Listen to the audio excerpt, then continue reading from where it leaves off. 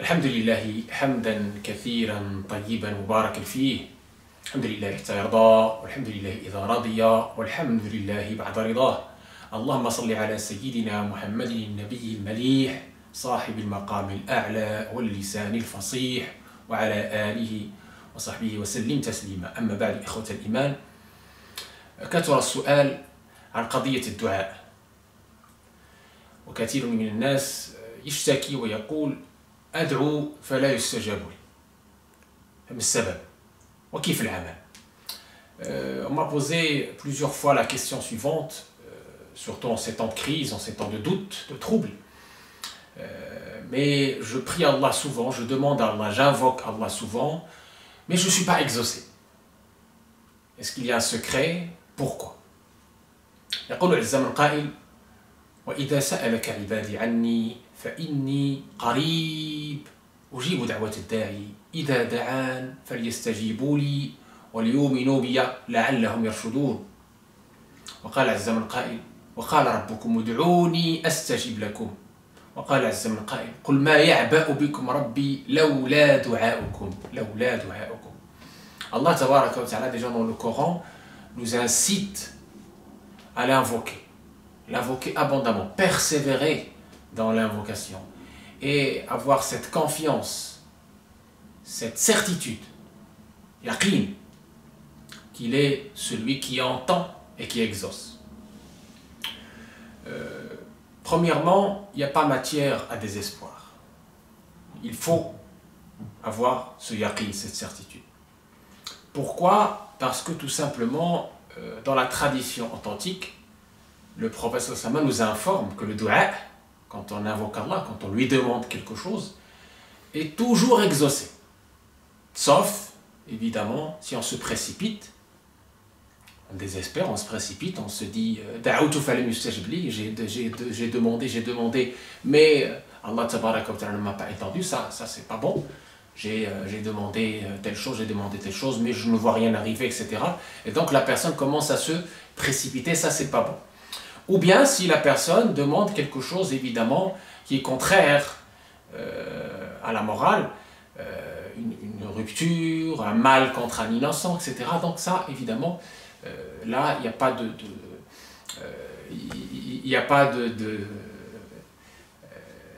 il n'est pas exaucé, cette personne. Et évidemment, il y a aussi des conditions. مطعمه حلال، مشربه حلال. الإنسان ينبغي أن يحلل أو يجعل طعامه وشرابه حلال. أطب مطعمك تكون مستجاب الدعوة، كما قال الحبيب المصطفى صلى الله عليه وسلم لسعد ابن أبي وقاص وعبره لسائر المسلمين والمسلمات المؤمنين والمؤمنات.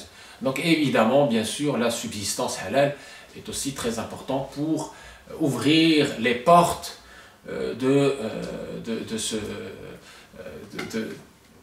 du fait qu'Allah tabaraka wa ta'ala nous exauce. Très important, je disais, le prophète dans la tradition nous rappelle que quand le croyant invoque, ou la croyante invoque Allah tabaraka wa ta'ala, il demande quelque chose, sans se précipiter et sans demander quelque chose évidemment qui est contraire à la morale et contraire à notre aqidah, eh bien, il y a trois possibilités. Soit cette personne est exaucée de suite, par exemple, da'wat al-madloum laysa baynaha wa bayna Allahi hijab, l'invocation de celui qui subit une injustice. Soit cette invocation, cette supplication que tu as adressée à Allah tabaraka wa ta'ala, elle t'épargne un mal, il y a une épreuve qui va tomber, qui va s'abattre sur toi, et cette invocation, hop, l'empêche de tomber, l'empêche de s'abattre sur toi. Donc ça t'épargne un mal, ou des maux.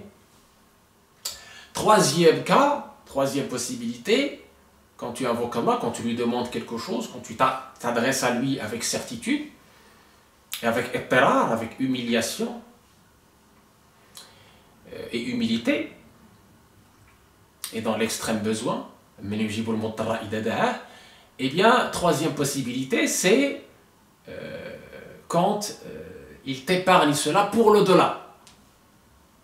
Et là, le croyant et la croyante, quand il est dans l'au-delà, il souhaiterait que toutes ces demandes, toutes ces supplications soient conservées pour le paradis, pour l'aider dans ces moments de cette vie éternelle dans l'au-delà où il en aura le plus besoin. Donc voilà les trois cas possibles par rapport à l'invocation du croyant. Donc soyez sûrs et rassurés que votre invocation n'est pas vaine. Votre invocation, il faut toujours avoir l'espoir en Allah tabaraka wa ta'ala, la confiance en Allah tabaraka wa ta'ala, la certitude en Allah tabaraka wa ta'ala, que votre invocation est toujours exaucée. Il y a ces trois situations possibles, bien sûr. Et et invoquer Allah avec certitude, avec force et avec persévérance. Continuez toujours à invoquer Allah tabaraka wa ta'ala. Et surtout, avec cet espoir et cet état d'esprit où vous vous remettez à Allah tabaraka wa ta'ala, où vous lui montrez votre indigence. Et votre besoin extrême à lui, subhanahu wa ta'ala, et votre soif au fait qu'il vous réponde, à sa réponse. Très important, pour terminer sur cette introduction qui me paraît très importante pour répondre à la question, c'est les conditions pour que le vœu soit exaucé, ou les éléments qui font que votre vœu est plus propice à être exaucé. C'est aussi le choix de l'endroit, le choix du moment. Il y a des endroits et des moments que Allah tabaraka wa ta'ala a privilégié par rapport à d'autres. Par rapport au moment où vous êtes, par exemple, le moment où vous êtes soujoud, en état de prosternation. Quand vous êtes dans l'état de prosternation, vous êtes les plus proches à Allah tabaraka wa ta'ala. Et donc, priez Allah, demandez-lui quand vous êtes dans cet état de prosternation. C'est un état d'humilité extrême pour Allah tabaraka wa ta'ala. Demandez dans cet état de prosternation, sujoud, les belles choses, les bonnes choses utiles pour vous dans ce bas monde et dans l'autre, à Allah tabaraka wa ta'ala, et adressez-vous avec force, avec certitude à votre Seigneur, sans aucun désespoir possible. Ou bien, le dernier tiers de la nuit. Il est propice aussi à la réponse positive d'Allah tabaraka wa ta'ala. Très important. Et également, il y a des moments comme par exemple la rupture du jeûne au soir, ou Laylatul Qadr, des moments importants comme la nuit de la valeur, etc. etc. Ou le moment du vendredi, qui est très court, que Allah tabaraka wa ta'ala a laissé caché, dissimulé, pour qu'on puisse être toujours dans l'ijtihad, dans l'effort, pour invoquer Allah dans n'importe quel moment, et surtout dans ces moments qu'il a choisis et qu'il a bénis parmi d'autres moments. Mais ce que je veux dire aussi à travers cette intervention, c'est que Allah tabaraka wa ta'ala veut aussi qu'on soit persévérant, qu'on l'invoque toujours, que nos langues ne se lassent pas de l'invoquer, parce que l'invoquer, c'est une preuve de son amour. Et je dirais à celui qui a posé la question que le fait même que tu lui demandes est une preuve que Allah tabaraka wa ta'ala a voulu t'ouvrir les portes, a voulu t'exaucer, et qu'il veut du bien pour toi. Et Allah tabaraka wa ta'ala innama waffaqaka lid-du'a'i إنما وفقك للدعاء لأنه يريد بك خيرا ولأن ذلك من موجبات الإجابة لا يوفق للدعاء إلا من أراد الله تبارك وتعالى به خيرا. Et donc Allah tabaraka wa ta'ala, par sa grâce, par sa miséricorde, il t'a permis, il t'a aidé par sa grâce et par sa miséricorde pour que tu puisses penser à lui, pour que tu puisses s'adresser à lui, pour que tu puisses l'invoquer. Sache que c'est la preuve, c'est le signe qu'il te veut du bien et qu'il va t'exaucer et qu'il va t'ouvrir des portes. وكان الصالحون إذا فقدوا آمالهم تفقدوا أعمالهم. Et j'insiste ici sur un dernier élément qui me paraît précieux à comprendre dans cette question de dua, qui fait partie du destin finalement, parce que beaucoup disent oui, mais est-ce que le dua épargne le destin? Je dirais que le dua, l'invocation, fait partie du destin. C'est Allah tabaraka wa ta'ala qui a voulu, parce qu'il te veut du bien, que tu l'invoques, que tu t'adresses à lui pour qu'il puisse t'exaucer, Inch'Allah. Et donc, quand je dis Inch'Allah, dans un dua, aussi il faut être dans la certitude de ne pas dire Inch'Allah, comme le prophète nous l'a conseillé. Non, dire avec certitude, Allah donne-moi ceci et cela, et non pas Inch'Allah si tu veux, non. Le prophète nous a dit d'être dans la certitude, de demander directement sans le Inch'Allah. Les pieux vertueux qui nous ont précédés, quand ils voient qu'ils sont dans une situation de stress, de détresse, d'angoisse, d'inquiétude, qu'ils commencent, entre guillemets, à perdre un peu espoir, eh bien, ils vont se préoccuper de leurs actes. Ils vont se remettre en question. يقول ابن العربي المالكي الفقيه الأندلسي في أحكام القرآن تفسير قال سليمان عليه السلام ما لي لا أرى الهدهد ولم يقل ما للهدهد لا أراه. قال لنا أبو سعيد بن طاهر الشهير قال لنا جمال الإسلام أبو القاسم عبد الكريم بن هوازن إنما قال ما لي لا أرى الهدهد لأنه اعتبر حال نفسه إذ علم أنه أوتي الملك العظيم وسخر له الخلق فقد لزمه حق الشكر بإقامة الطاعة وإدامة العمل. فلما فقد نعمة الهدهد توقع أن يكون قصر في حق الشكر فلأجل ذلك سلبها فجعل يتفقد نفسه فقال مالي وكذلك فعل الشيوخ العارفون بالله إذا فقدوا آمالهم تفقدوا أعمالهم. هذا في الآداب فكيف بنا اليوم ونحن نقصر في الفرائض. انتهى. والكلام لابن عربي المالكي من الفقهاء المفسرين في أحكام القرآن.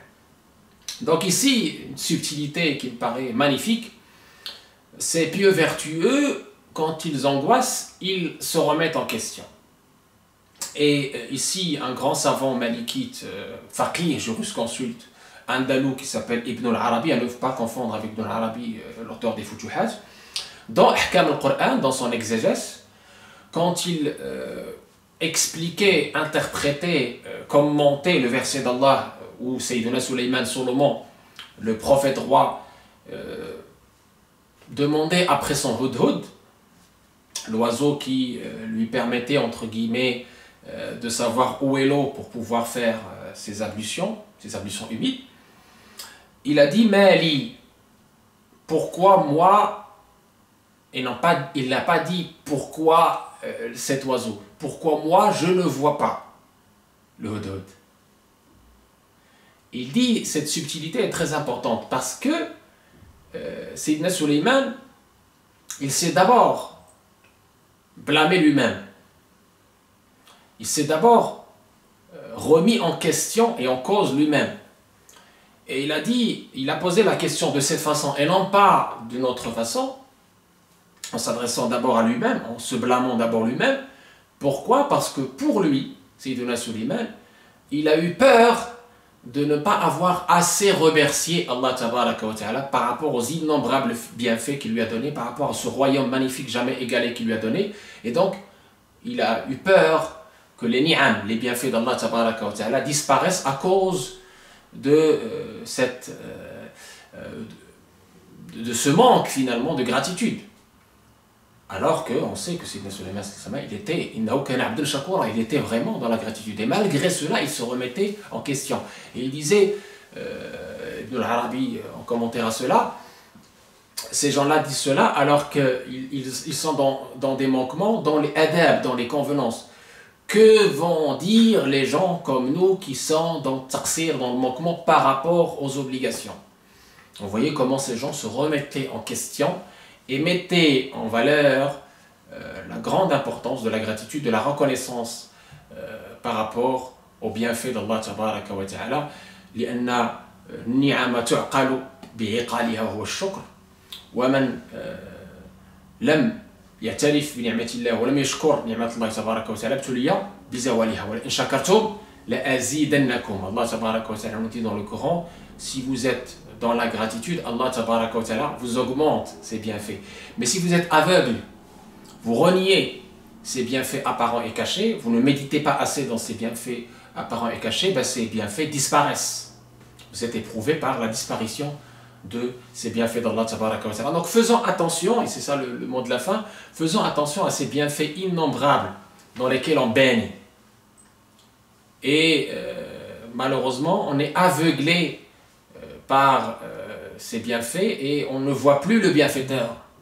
On ne pense plus au bienfaiteur. On n'invoque plus le bienfaiteur. On croit que c'est acquis. Et donc, shukr, la vraie gratitude, c'est d'abord reconnaître le bienfaiteur suprême, le remercier par le cœur, par la parole et par l'acte, en étant généreux envers notre prochain.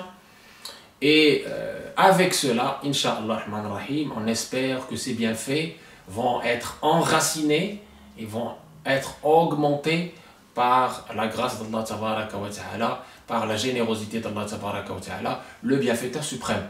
نسأل الله تبارك وتعالى أن يرينا الحق حقا ويرزقنا اتباعه وخير الدعاء أن نسأله حسن الخاتمة والثبات حتى الممات. اللهم إنا نسألك